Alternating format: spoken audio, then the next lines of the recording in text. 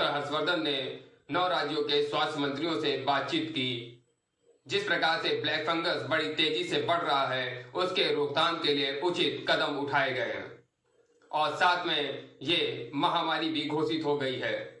इसको देखते हुए डॉक्टर हर्षवर्धन ने सभी स्वास्थ्य मंत्रियों से चर्चा की और इसकी रोकथाम के लिए हमें किस प्रकार के कदम उठाने हैं, इस पे भी उन्होंने चर्चा की। मैक्सिमम जो डायबिटीज पेशेंट हैं, उनको ब्लैक फंगस होने के चांसेस और भी बढ़ गए हैं। आखिर एक तरफ कोरोना की लड़ाई और दूसरी तरफ ब्लैक फंगस, ये दोनों ही आज के डेट में महामारी बन गए हैं और हम सभी को एकजुट होकर के इसके खिलाफ लड़ना है। वैक्सीनेशन जरूर कराएं, लेकिन साथ में सावधानी जरूर बरतें।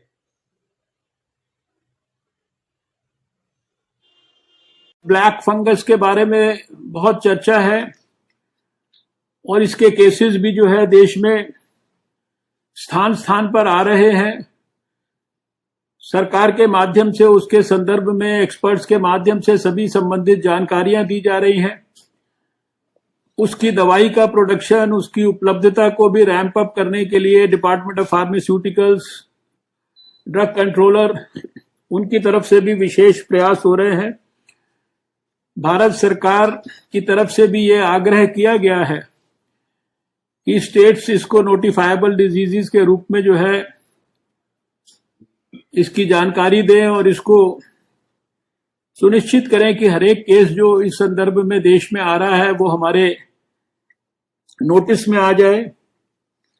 और क्योंकि इसी से जुड़ा हुआ विषय है, तो विशेष रूप से डायबिटीज का ट्रीटमेंट और स्टेरॉइड्स का इनडिस्क्रिमिनेट यूज, इसके बारे में भी अपने अपने स्टेट्स में, अपनी अपनी यूनियन टेरिटरीज में जो भी डॉक्टरों के माध्यम से और जो लोग ट्रीटमेंट कर रहे हैं हमारे साथी, उन तक ये बात हाईलाइट होनी चाहिए।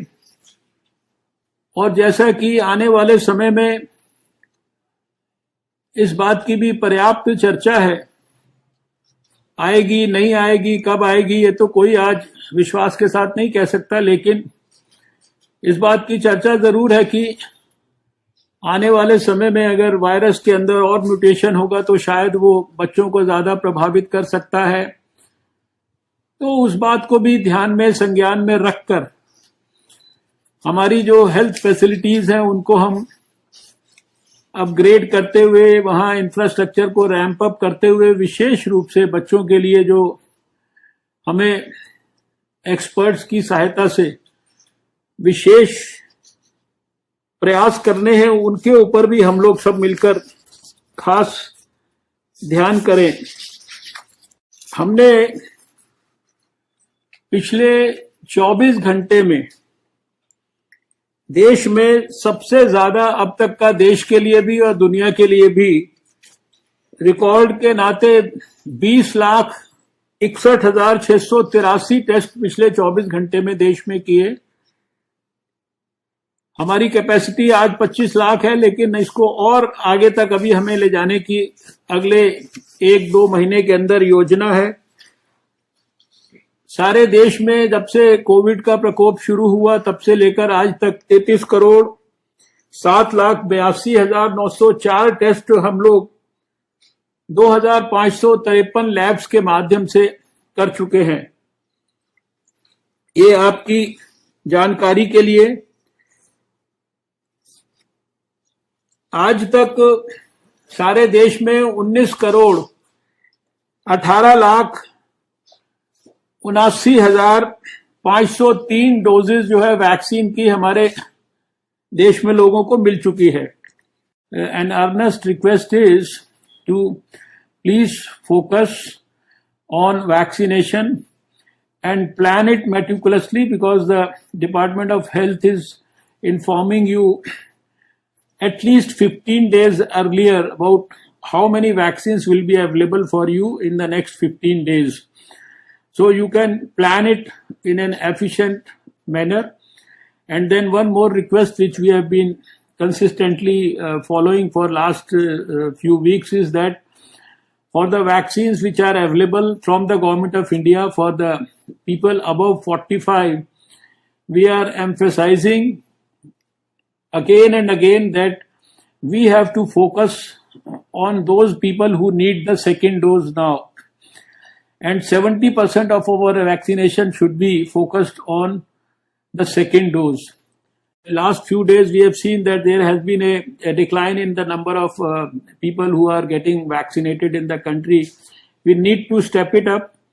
And as we have said earlier also, in subsequent months, you will see a significant exponential increase in the, you can say, the production capacity and the capability of the country. And we have, through the officers, also informed the country on a couple of occasions. I have also spoken about it, that we are in the very active process of helping the various manufacturers of the vaccines, the new vaccines, to ramp up their production, to help them financially also in the development of their capacities. And between 16th of January and 31st of July, we have said it earlier also, the country would have got something like 51 crore vaccines, and then between 1st of August to 31st of December, the country would have got almost 216 crore vaccine doses. So that means that by the end of this year, we would have got the capacity to vaccinate almost every adult in the country. We had a surge in many states. In many states, the surge has now started getting converting into a gradual decline, but in some of the smaller places or the smaller union territories or the smaller states, where probably earlier there was no significant rise, we can see that there is a slow rise or a slightly faster rise. So we need to be very, very cautious about all these developments and make sure that all the basic principles of handling COVID, which we have by now learned so thoroughly in the last 1 year, whether it is enforcing the COVID appropriate behavior or whether it is enforcing the well established strategy of testing, tracking, tracing, treating, and also now after 16th January, vaccination.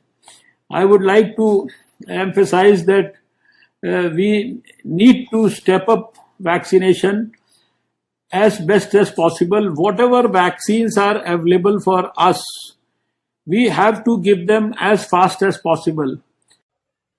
खबरें अभी बाकी हैं, मिलते हैं एक छोटे से break के बाद, कहीं मत जाइएगा, अभी हाजिर होते हैं।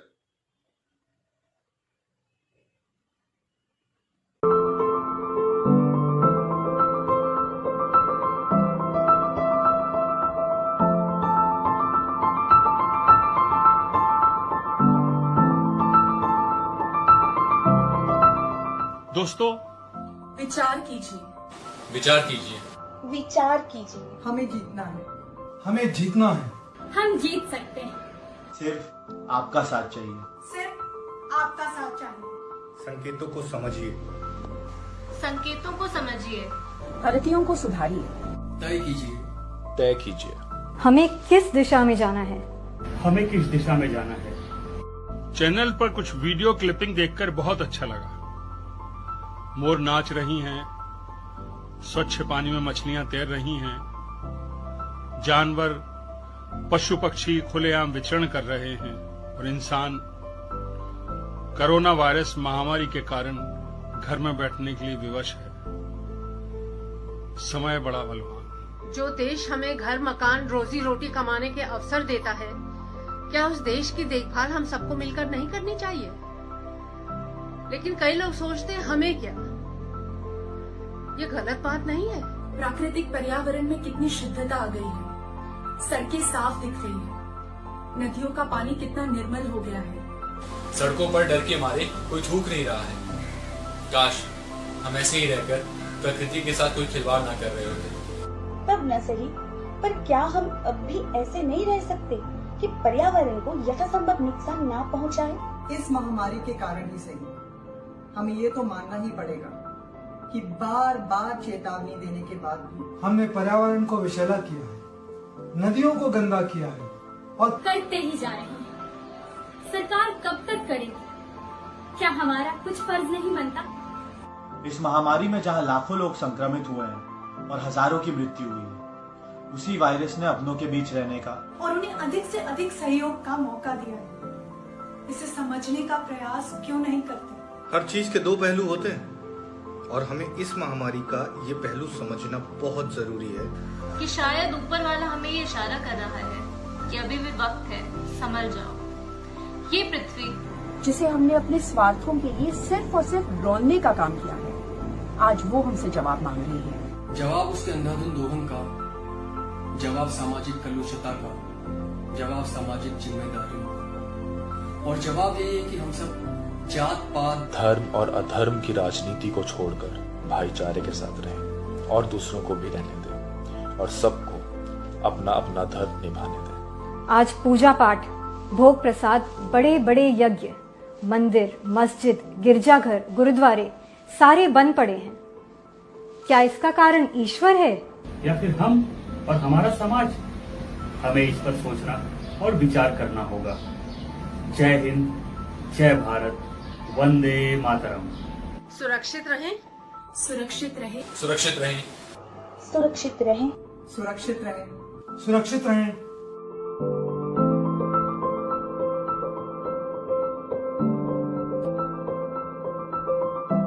और अपना ध्यान रखें। अपना ध्यान रखिए। अपना ध्यान रखें। अपना ध्यान रखें। अपना ध्यान रखें। अपना ध्यान रखें।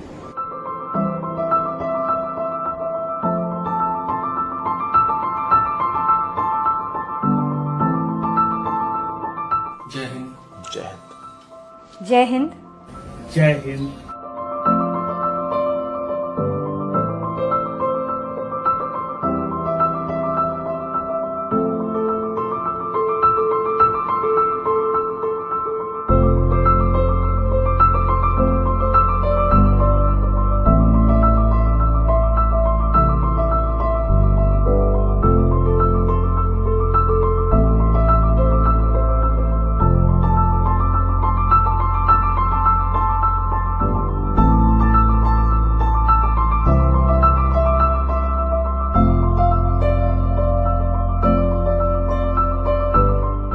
वंदे मातरम। वंदे मातरम, वंदे मातरम, वंदे मातरम। वंदे मातरम। वंदे मातरम, वंदे मातरम। वंदे मातरम। वंदे मातरम। वंदे मातरम, वंदे मातरम। वंदे मातरम, वंदे मातरम। वंदे मातरम। वंदे मातरम। सुरक्षित रहिए। जय हिंद, वंदे मातरम।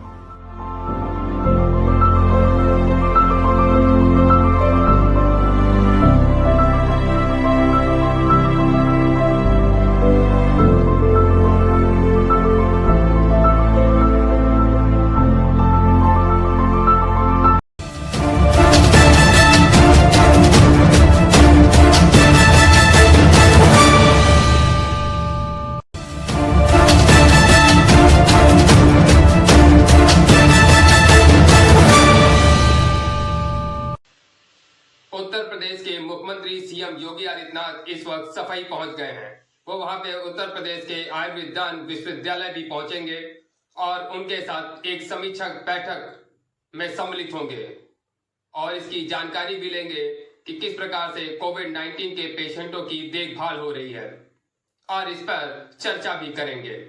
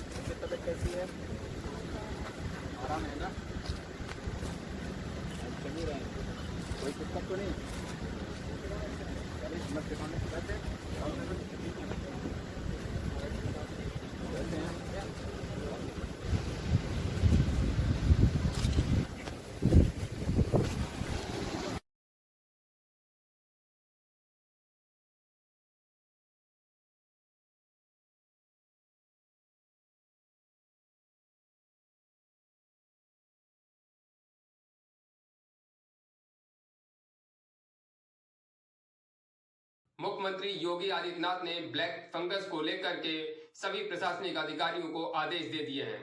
उन्होंने कहा है कि हर हाल में इसकी रोकथाम की जाए और हर जगह इस चीज की देखरेख भी की जाए कि किस तरह से हम इस ब्लैक फंगस को रोकने में कामयाब हों।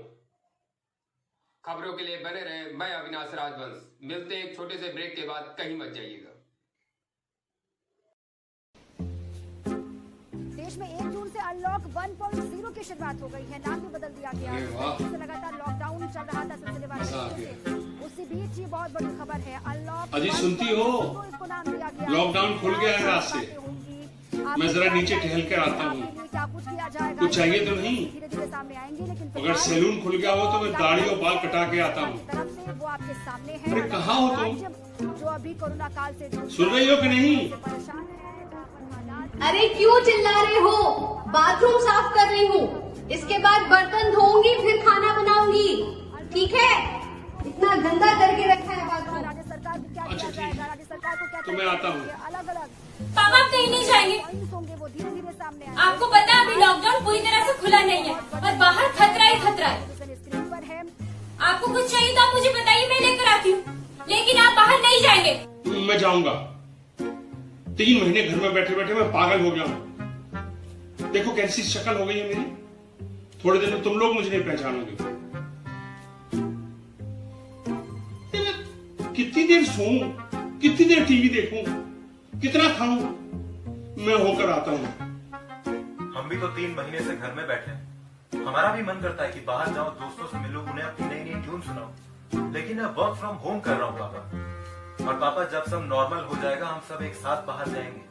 देखो तब का तब देखा जाएगा। अभी मैं नीचे टहल कर आता हूँ।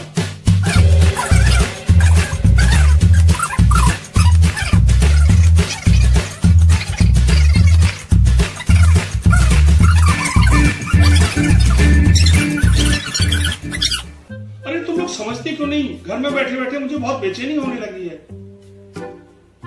अरे मैं मास्क लगा के जाऊंगा, सैनिटाइजर अपने साथ रखूंगा। पापा आप समझते क्यों नहीं? सीनियर सिटीजन और प्रेग्नेंट औरतों को घर से बाहर जाने की परमिशन नहीं है। रिस्क बहुत हाई है। एक्सक्यूज मी, ना तो मैं अभी सीनियर सिटीजन हूँ और ना ही मैं प्रेग्नेंट हूँ। फिर भी आप बाहर नहीं जाएंगे। तुम लोगों ने मुझे घर में कैद कर रखा है। मैं पुलिस में तुम लोगों की रिपोर्ट करूंगा, तुम लोगों को गिरफ्तार करवाऊंगा। हंसो मत। क्यों रोक रहे हो तुम अपने पापा को? हाँ, क्यों रोक रही हो तुम पापा को? इन्होंने आज तक किसी की सुनी है जो आज सुनेंगे? सरकार चिल्ला चिल्ला कर कह रही है घर पर रहिए, सुरक्षित रहिए, लेकिन नहीं, ये माने तब ना। इन्हें तो बाहर जाना है, सैर करना है, कोरोना वायरस को घर पर लेकर आना है। आप जैसे लोगों के कारण ना कोरोना इतना फैल रहा है। जाइए, बाहर जाइए, सैर करिए। मैं तो कहती हूँ अपने दोस्तों को गले लगा कर आइए।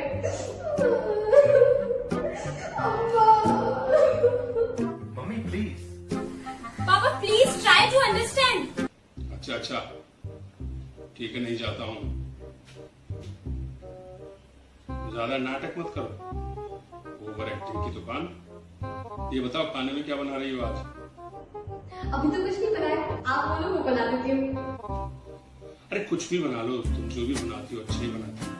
अच्छा, मैं जो बनाती हूँ अच्छा बनाती हूँ। एक बार और ठीक है, बता देते तो अच्छा होता।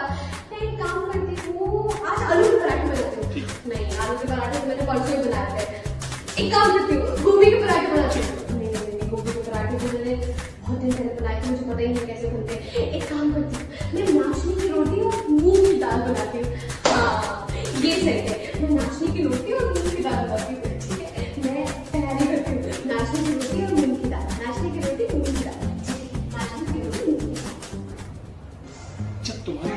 को नाचने की रोटी और मूंग की दाल ही खिलानी थी तो इतनी रामायण वाचन की क्या जरूरत थी?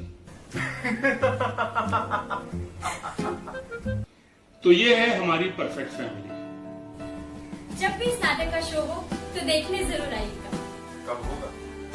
लॉकडाउन पूरी तरह खुलते ही हम यात्री सबसे पहले परफेक्ट फैमिली का ही शो करेंगे। घर पर रहिए, सुरक्षित रहिए, सोशल डिस्टेंसिंग का पालन कीजिए।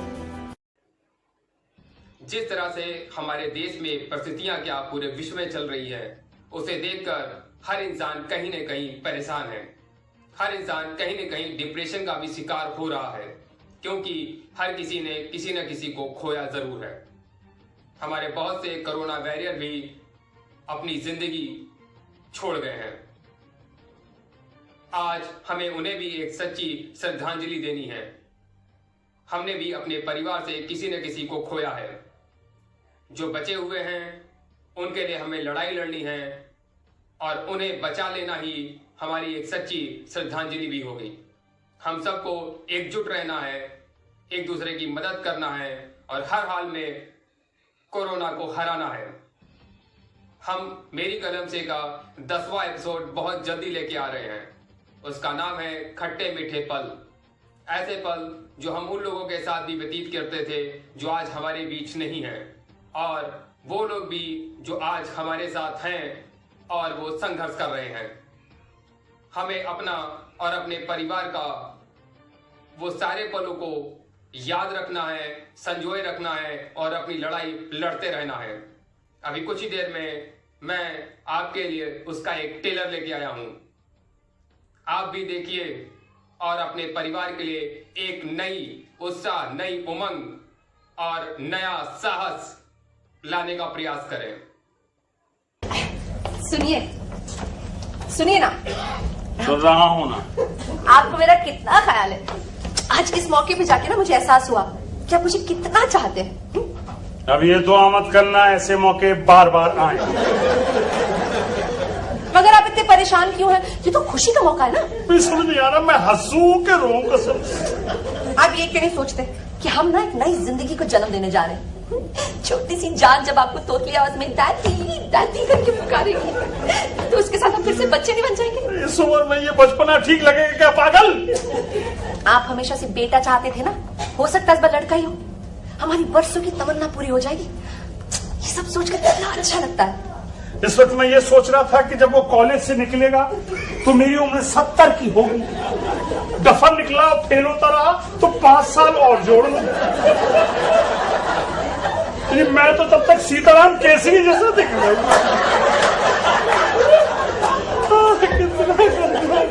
हमारा बेटा डफर क्यों होगा? वो तो आपकी तरह होगा ना, बुद्धिमान, होशियार और शक्ल सूरत से भी ठीक ठाक ही होगा। और हो सकता है उसके घुंघराले बालों जैसे आपके कभी हुआ करते थे। हुआ ही करते थे। सच कहिए, आपने कभी सोचा था ऐसे होगा? आज के जमाने में इस उम्र में ये बातें भला कोई सोच सकता है? अब आपको एक और बात बताओ, आप नाराज तो नहीं होंगे ना? जुड़वा नहीं क्या? ये अभी से कौन कह सकता है? मैं ना तो कुछ और ही कहने जा रही थी। क्या? जैसे डॉक्टर भैया की क्लिनिक से मैं बाहर निकली ना, मुझे ऐसे लगा जैसे जवानी के दिन वापस आ गए। एक अरसे के बाद मैंने ब्यूटी पार्लर में कदम रखा। खुश खबर सुनाने के लिए मैं इतनी बेचैन थी कि मैंने सबको बता दिया। हेयर ड्रेसर एक गोरी सी लड़की थी, बहुत ही फनी बातें करती थी। वो पता उसने क्या कहा? क्या? देखिए, अगर आप बुरा मानने वाले तो मैं नहीं बताऊंगी। हाँ, उसने मेरे बारे में कुछ कहा? नहीं, खास आपके बारे में नहीं, यूं ही बस मजाक में। क्या कहा? देखिए, कुछ देर के लिए कीजिए कि आप एक ब्यूटी पार्लर में बैठे, आपके आसपास खूबसूरत खिलखिलाती औरतें बैठी हुई, जिनमें से एक आपके बाल सवारी। इमेजिन कीजिए ना। राधा, कभी मैं ब्यूटी पार्लर गया हूँ तो इमेजिन कैसे करूँ? मैं भी तो कितने बरसों के बाद गई हूँ। आपने बताया नहीं मैं कैसी लग रही हूँ। मैं तब से देख रहा हूँ तुम अनशन बातें किए जा रही हो। उस लड़की ने मेरे बारे में कुछ कहा? उस लड़की ने ना हल्की सी सीटी मारी, गर्दन टेढ़ी की और कहा, बड़े मियाँ काफी शौकीन मालूम होते हैं, अभी भी काफी दमखम बाकी है। सारी औरतें हंस पड़ी, लेकिन सच पूछे तो वो आप पर नहीं हंस रही थी। सच पूछे तो कितना बड़ा कॉम्प्लीमेंट दिया उसने आपको। मजाक की बात थी, लेकिन मुझे आप पर बहुत गर्व हुआ। सच आपको हंसी नहीं आ रही? हंस रहा हूँ मैं, माली माली। ये हंस रहे क्यों, रो रहे? पता है मैं वापसी में क्या सोच रही थी? हमारा स्पेयर बेडरूम है ना, उसे हम बच्चे की नर्सरी में कन्वर्ट कर देते हैं। उसमें हम झूला डालेंगे, कमरों को ढेर सारे खिलौनों से भर देंगे, कमरे की सारी दीवारों को ना गुलाबी रंग देंगे, जो देखेगा बस कितना अच्छा होगा ना। बहुत ही अच्छा होगा यार, बहुत ज्यादा ही। लेकिन इसमें खर्च काफी होगा। अरे खर्चे की तुम लोग क्यों चिंता करते हो बच्चे? खर्चे के लिए भगवान ने एक मर्द बनाया, सारा झक मार के करेगा खर्चा। मुझे थोड़े रुपए ला के दीजिए ना शॉपिंग के लिए। थोड़े यानी कितने? 40-50। ये थोड़े है, ये थोड़े मॉम्स, गौरी ने किचन में चूल्हा जलाया तो उसे हल्दी पाउडर नहीं मिल रहा है। मार से खींच के मारे और मार। कहाँ रखा है? अरे वही तो है, लेकिन वहाँ कहाँ? अरे बाबा किचन में। अरे लेकिन किचन में कहाँ? वो मसाले के डिब्बे के पास। मसाले के डिब्बे के पास। मसाले के डिब्बे, खाना तैयार हुआ कि नहीं? अभी तक शुरू कहाँ हुआ है? देखिए आज के ना मैं ही चली जाती हूँ किचन में। जल्दी आइए प्लीज। बिल्कुल नहीं, तुम्हें डॉक्टर पांडे ने आराम करने के लिए तुम वही करोगे। चलो यहाँ। वो तड़का, चलो वो फ्राई, चलो हल्का सा, चलो। हाथ उसका न कम बखल लड़का लगना लड़की। अब यहाँ क्या खड़ी है बबली जाना? बबली मॉम, आप कुछ बोलती क्यों नहीं है? मैं बोलती हूँ बबली। आप भी? बबलू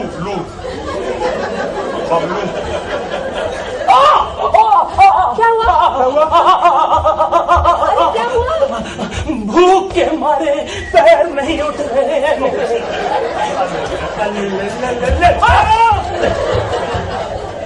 मेरी बात मानिए ना, आज के लिए मैं ही चली जाती। बिल्कुल नहीं, इन लोगों को काम करने की आदत पड़नी चाहिए और आज के बाद रुपए पैसे काम काज की चिंता नहीं करना। इसके लिए Really?